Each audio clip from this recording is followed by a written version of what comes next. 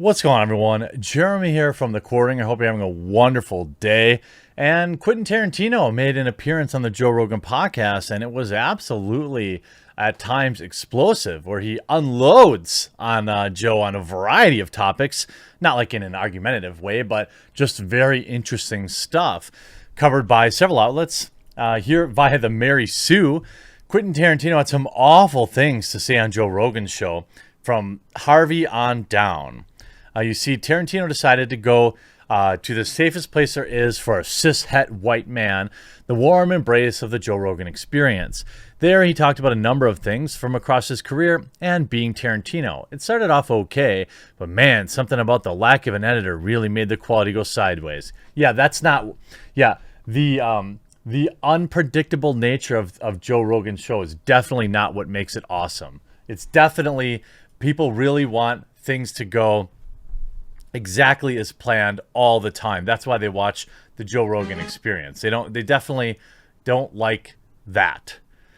He says, "I wish I had done more," Tarantino told Rogan. "I wish I had talked to the guy. I wish I had sat down and had the uncomfortable conversation. I didn't know about any specific, really spicy ones or anything like that, but I knew he was like, I chalked it up to the boss chasing the secretary around the desk. He was making unwanted advances. That's how I looked at it. I wish I had talked to him. I wish I had sat him down and gone, Harvey, you can't do this. You're going to F everything up." He added, "I don't think anyone talked to him about it.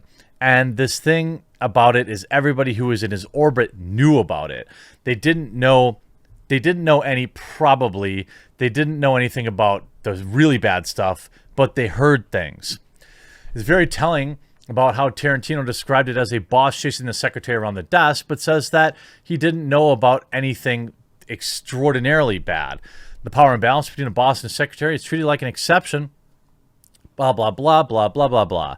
No matter what else Tarantino knew about, the fact that he treated those situations as par for the course in Hollywood is an issue, and I can only hope he has come to terms with how it is bad. Well, of course. Tarantino also took the time to call some criticisms of his work. I'm going to get into two of them. First of all, Daisy Domergue and Bruce Lee. Jennifer Jason Lee's daughter, Daisy Domergue, gets repeatedly... bad situation by Kurt Russell's John Ruth in The Hateful Eight, and it was called out, but according to Tarantino, it's BS. There's nothing that happens to her that couldn't have happened to a man in the same situation. If instead, Daisy, the character from Hateful Eight, yeah. It's Dave Carrading's boxcar Bertha train robber, Big Bill Shelley, a man who's 250 pounds, and Grizzly Adams' beard. You wouldn't think anything about Kurt Russell smacking him all the time. Well, I happen to have it be a girl who's just as bad as Big Bill Shelley because I'm not playing favorites. It makes it a little harder to watch, and I'm down with it being a little harder to watch. Good. It's an effing rough movie. It's supposed to hurt. It's like back when it's a black family that runs the stagecoach relay place and Daisy's gang ends them all. Having them black makes it hurt some more. Good, because it's supposed to. Of course, this author goes on to say, well, personally, I don't like Hateful Eight. Actually, I really like it. A lot. But that's just my opinion. Then, of course, there's the Bruce Lee fight in Once Upon a Time in Hollywood, which a lot of people, including those who knew Lee, thought he did a very poor job of handling an important figure. Now, you have to remember that Bruce Lee actually did have a reputation of disrespecting American stuntmen and tagging them, it was called, where, you're supposed to be, play fighting, you're supposed to miss, but Bruce Lee would end up hitting them, going all the way through at full speed and things of that nature. He didn't have a good reputation for that kind of stuff. Tarantino replied, "I can understand his daughter having a problem with it. It's it's her father. I get that. But anyone else can go suck a D." If you look at it, it's obvious Cliff tricked him. I never really had a problem with it. I really didn't. Cliff let Lee win the first round to see what move he would use. Then he expected Lee to use the same move the second time when which then he successfully countered. Stuntmen hated Bruce on the Green Hornet, and it's in Matthew Polly's book.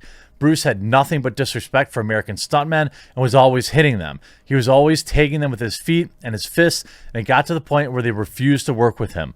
Rogan then wondered what Lee might have said if asked about this claim, and Tarantino said, they're just not good enough. They're wimps. I want to make it look real.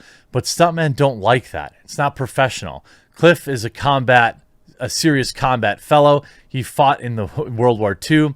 If Cliff fought Bruce Lee in Madison Square Garden in a martial arts competition, Cliff wouldn't stand a chance. But as who he is, he'd win that fight. Yeah, I would argue that that's probably true. I mean, Bruce Lee was one of the best martial artists of all time. That doesn't necessarily mean he's a great, person to fight in the streets. Ultimately, you can see he was asked about his own relationship with Harvey. Tarantino expressed he wasn't just this guy who financed my movies. He was like a father figure. I mean, it was kind of effed up father figure, but that's most people's fathers. He continued, but he was like, he was involved in my professional life for like a long time. So, I think it's sad. The acclaimed director then reminisced about a time he sat down and did an interview with the New York Times in which he mentioned that he wishes he had done something sooner to prevent Harvey from taking things too far. The acclaimed director reminisced about a time he sat down and did an interview with the New York Times in which he mentioned regret towards not having sooner said anything. One of the things I ended up saying was, I wish I had done more during that time. A lot of people read a lot about what it could possibly mean, Tarantino explained. Actually, what it means is I wish I had talked to the guy. He then revealed, I wish I had sat down with him, had an uncomfortable conversation. Yeah, because a lot of people read that originally like, oh, this is a fact that now that we know for a fact Tarantino knew, when like that wasn't necessarily what he's saying. Tarantino then noted that one of the reasons Harvey took things far was because no one talked to him or mentioned anything, despite as a director recalled how everyone in his circle knew about the way in which he behaved. According to Tarantino, everybody in his orbit knew about it. There's nothing they said or knew. They all knew. They probably didn't know about how bad things were, but they knew. I don't think you get a lot of credit for not doing something and then like 10 years later coming out and saying like, oh yeah, I really wish I could have done something about this.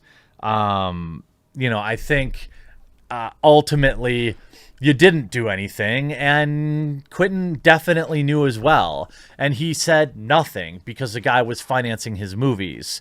He maybe carries some deep amount of regret for that, which I would understand. But also on top of that, I don't think it's anything to applaud. Looking back 20 years later, after we all know exactly what was going on, and we all knew, you guys all knew, I'm not exactly sure I'm going to give you much credit for that. But nonetheless, I still enjoy Quentin Tarantino. He wasn't the only person that didn't say anything, so I'm not going to hold him to the standard, hold him to a standard that I can't hold everyone else to. Harvey was a piece of garbage. We know that. Hope you enjoyed this video. We'll talk to you again real soon.